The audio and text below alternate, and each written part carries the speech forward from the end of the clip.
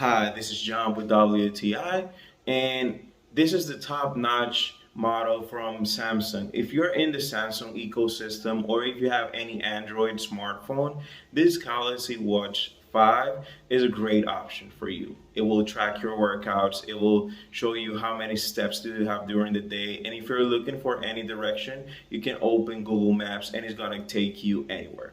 So the difference from this watch than the others is that you have a great charging speed. It charges really fast. If you forget it from one day to another and you have to charge it for just 20 to 15 minutes, you will get half of the day or maybe the day depending on your using.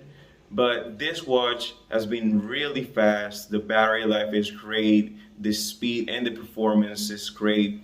So whenever you go out to another place, and it's really stylish. Like look at in my hand, like how it looks.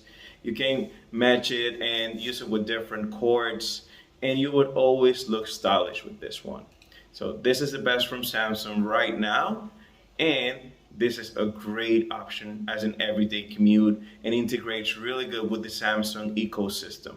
So this was John with WTI, and that's my point of view.